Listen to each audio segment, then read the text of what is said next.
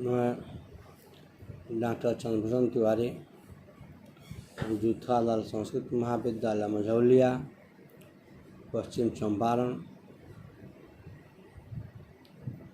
आज मैं पुनः उपशास्त्रीय द्वितीय खंड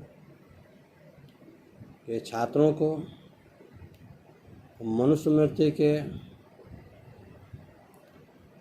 चौथे अध्याय जो उपशास्त्री के पाठ्यक्रम में निर्धारित है, उसी के मुख्य टॉपिक्स या विषय वस्तुओं को छात्रों को अवगत कराना चाहता हूँ। इसे मनुस्मृति के चौथे अध्याय में कौन कौन से मुख्य टॉपिक है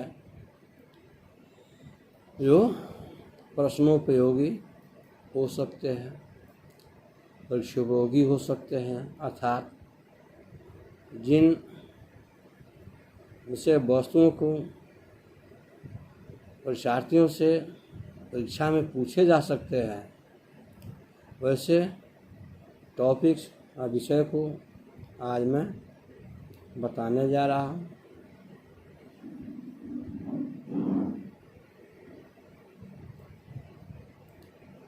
इसे संदर्भ में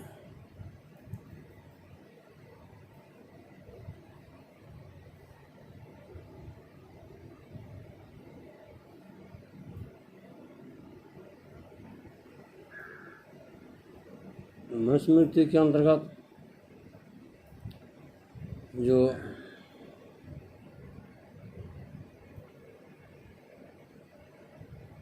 गृहस्थ धर्म बताया गया है, गृहस्थ किसे कहते हैं, गृहस्थ किस तरह के अन्नों को संचय करे, इसमें हमारे मनु जी ने मनुस्मृति के चौथे अध्याय में लिखा है कि गृहस्थ 4 प्रकार के होते हैं। एक गृहस्थ वह है जो कृषि कार्य करते हुए कृषि से 1 वर्ष के लिए अन्न उगाए, अर्थात खेती से, अपनी कृषि से 1 वर्ष के भोजन आदि के लिए जो अन्न उगाए, वह भी एक गृहस्थों का प्रकार है। दूसरा गृहस्थ वह है तो साल में 6 माह के लिए अन्न उपजावे और उन्हीं अन्न से अपनी जीविकोपार्जन को चलाएं। फिर एक जो तीसरा गृहस्थ है, वो अपने परिश्रम से अपने खेतों में 3 माह के खाने योग्य अन्न को उपजावें, एकत्रित करें, इकट्ठा करें। और जो चौथा है गृहस्थ का प्रकार, वो गृहस्थ वो है जो 1 माह तक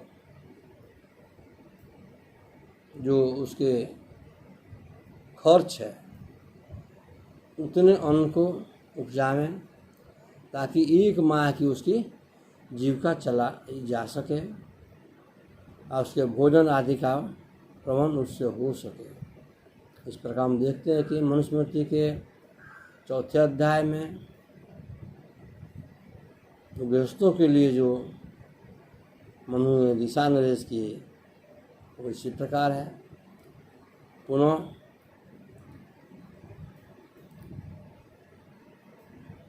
हम देखते हैं कि उन्होंने चौथे अध्याय में लिखा है संतोष। संतोष के विषय में कहा गया संतोषम परमम सुखम।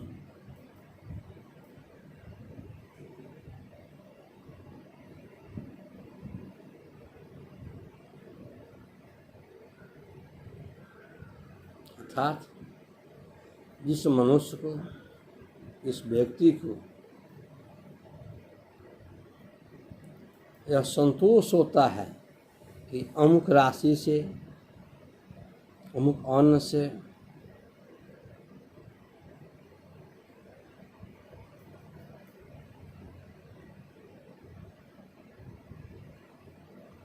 या कंदमूलों के द्वारा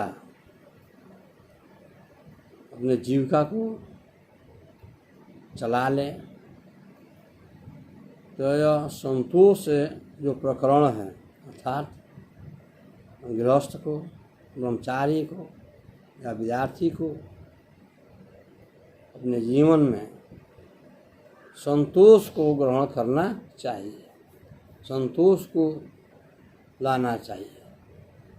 क्योंकि यदि संतोष नहीं होगा तो यह पृथ्वी के सारे भूभाग, सारे द्रव्य आदि, सारे स्वर्ण आदि देने पर भी वह व्यक्ति, वह मनुष्य, वह विद्यार्थी संतुष्ट नहीं हो पाएगा। इसलिए जीवन जीने के लिए, जीवन को सुखी बनाने के लिए संतोष परम आवश्यक है।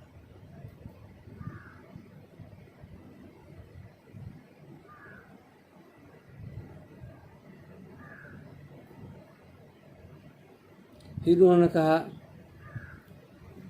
स्नातक ब्रह्मतानि, स्नातक जो गृहस्थ आदि है,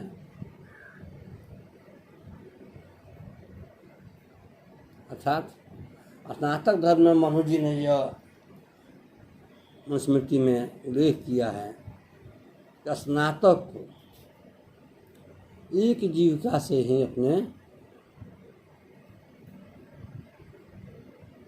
जीवन को चलाना चाहिए। अर्थात यदि कोई व्यक्ति वेदाध्ययन कराता है तो वहीं जीविका करे, उसी को अपनी जीविका समझे, वहीं व्यसन करे। कोई व्यापार करता है तो वह व्यक्ति सिर्फ व्यापार करे, कोई व्रत आदि पूजा पाठ कराता है, आचार्यों का कार्य संपादित करता है तो एक ही व्रत को, एक ही कार्य को करे। मनु जी ने अपने मनुस्मृति में लिखा है कि कोई व्यक्ति अपने एक व्यसन के द्वारा, एक वृत्ति के द्वारा आश्रम से अपनी जीविका को चलाते हुए स्वर्ग, आयु और जस देने वाले व्रतों का पालन करनी चाहिए। या तो ऐसे व्रत को करें ये स्वर्ग आदि की प्राप्ति हो, जस मिले, आयु की वृद्धि हो,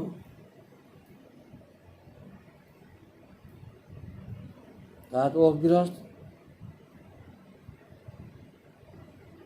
उस कार्य को निष्पादित करे जिससे जस, स्वर्ग और आयु इत्यादि की वृद्धि हो, रक्षा हो।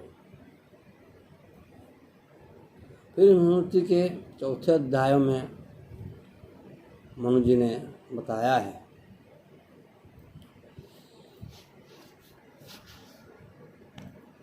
गृहस्थ को या ब्राह्मण को नृत्य आदि से, वाद आदि से अपनी जीविका को नहीं चलानी चाहिए। अर्थात श्रेष्ठ ब्राह्मण वो है जो नृत्य न करे, गीत आदि और स्तुति प्रभु प्रसन्नता के लिए तो कर सकता है, ईश्वर के सेवा के लिए कर सकता है, स्तुति, स्तोत्र, गीत आदि, लेकिन जीविका उपार्जन के लिए, जीविका चलाने के लिए नृत्य का सेवन नहीं करे। और गृहस्थ उत्तम गृहस्थ है और वह ब्राह्मण उत्तम ब्राह्मण है जो नृत्य आदि से, गीत आदि से बात बजाकर या गीत गाकर अपनी जीविका को न चलाए।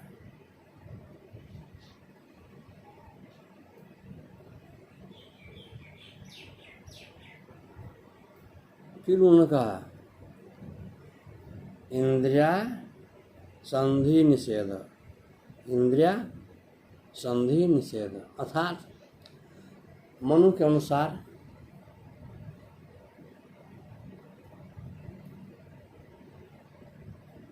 इंद्रिय नियमों के अनुसार रस, रूप, गंध आदि जो 5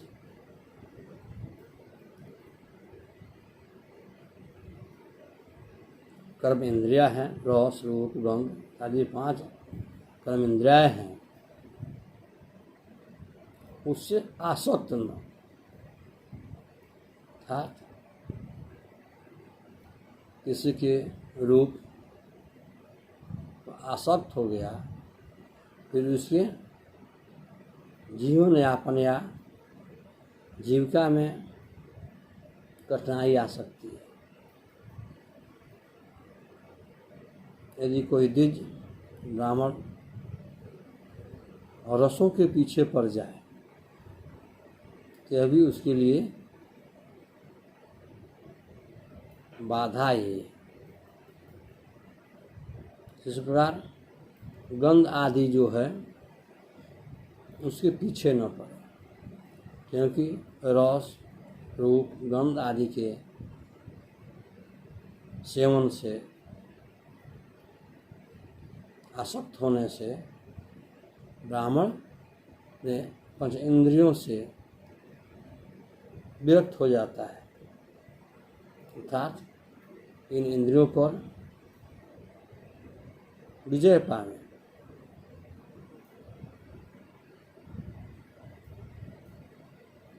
फिर हमारे मनु जी ने सूर्य निषेध बताया है। सूर्य दर्शन निषेध, इसका अर्थ यह नहीं कि सूर्य का दर्शन न करें, लेकिन जो 4थे अध्याय में उन्होंने लिखा सूर्य दर्शन निषेध, इसका अभिप्राय है कि उगते हुए सूर्य, सूर्य पूरब दिशा में लालिमा से युक्त रथों को सवार होके उदित होते हैं, उगते हैं, उस समय उनका दर्शन न किया जाए। और पुनः सूर्य अस्ताचल को जाते हैं, अस्त होने जाते हैं, उस समय भी मनु ने सूर्य दर्शन को निषेध माना है, अर्थात उगते हुए सूर्य, डूबते हुए सूर्य का दर्शन मनुस्मृति में निषेध किया गया है। इससे स्पष्ट होता है कि उगते हुए सूर्य की किरण प्रकाश मानव जीवन के लिए हानिकारक है। इसीलिए मनु जी ने उगते हुए सूर्य और अस्त होते हुए सूर्य का निषेध किया है अपने स्मृति शास्त्र में।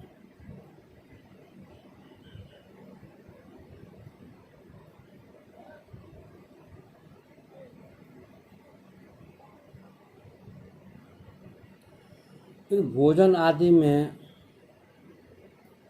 हमारे मनु जी ने जो नियम बनाए हैं, ऐसे तो उस दिन हम लोगों ने चर्चा की थी भक्ष अभक्ष खाद्य के विषय में, लेकिन आज उन्होंने जो 4थे अध्याय में दर्शाया है कि भोजन करते समय हमारा दाहिना हाथ है वो दाहिने पैर के बाहर नहीं है। दाहिना पैर के जो घुटना है, ठेहुना है, उस ठेहुना के बाहर ऐसे हम लोग नहीं रखें, क्योंकि भोजन करते समय जब हम नीचे बैठते हैं तो ठेहुना के अंदर ही हाथ रहे, जो शास्त्र सम्मत है। इसे भी हमारे मनु जी ने अपने स्मृति शास्त्र में दर्शाया है।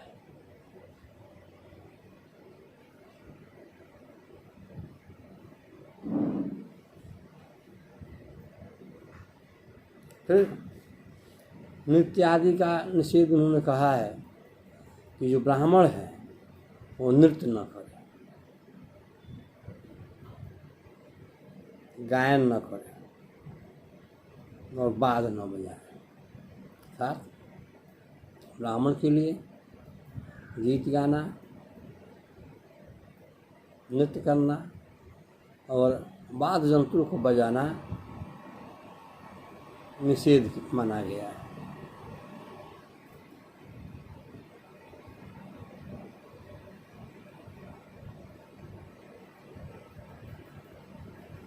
फिर मनु जी ने ब्राह्मणों के लिए श्राद्धादि भोजन निषेध कहा है। अर्थात श्राद्ध आदि के दिनों में श्राद्ध के भोजन को ब्राह्मण को नहीं करनी चाहिए। यदि कोई ब्राह्मण भूलवश श्राद्ध आदि के भोजन को करता है तो 3 दिनों तक उपवास रखे, चंद्रायन व्रत करे, तो वो इससे पाप से विमुक्त होता है। अतएव मनुस्मृति में श्राद्ध आदि भोजन करने के लिए ब्राह्मणों को निषेध किया गया है।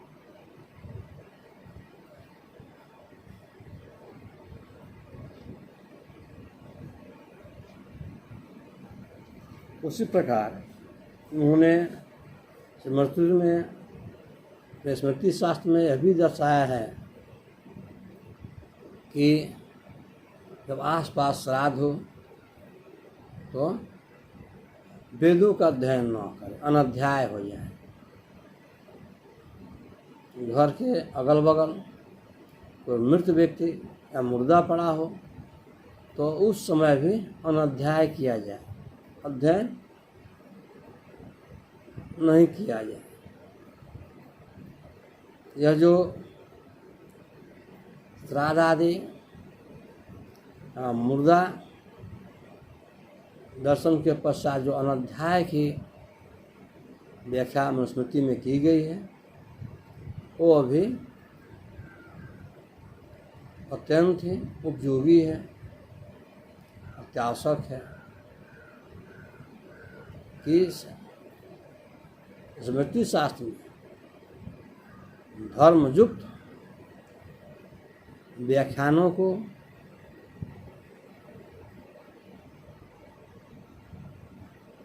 वर्णन किया गया है और जो अधर्मयुक्त है उसका निषेध किया गया है।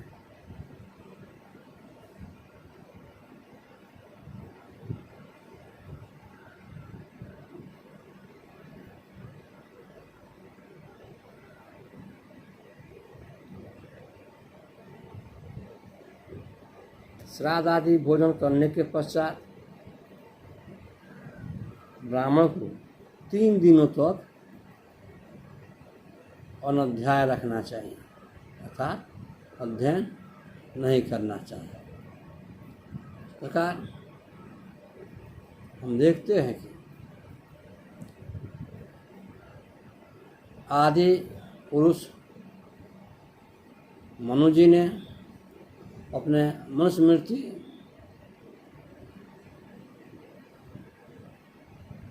शास्त्र में कौन कौन से कार्य करना आवश्यक है और किन कार्यों का निषेध है, इसकी विशद व्याख्या इन्होंने की है। चूँकि यह भारतवर्ष धर्म प्रधान देश है, यहाँ के जनता या मानव तरह तरह के धर्मों को धारण करते हैं, परंतु मनुस्मृति में जो मनु जी ने जो धर्म व्याख्या की है वह सिर्फ आर्यों के लिए है, स्नातकों के लिए है, ब्राह्मणों के लिए है, सत्कर्मियों के लिए है, न कि दुष्कर्मियों के लिए। जो संस्कार युक्त है वो इन स्मृति शास्त्रों का अध्ययन करें, उसे धारण करें, उसका पालन करें, वो अपने जीवन में इसे व्यवहित करें। और जो अधार्मिक है, नास्तिक है, उसके लिए मनु जी ने यततत निषेधात्मक तत्वों का भी वर्णन बखूबी दर्शाया है। इस प्रकार हम देखते हैं कि छात्रों के लिए, ब्रह्मचारियों के लिए या कुशल गृहस्थों के लिए यह मनुस्मृति शास्त्र अत्यंत ही उपयोगी है।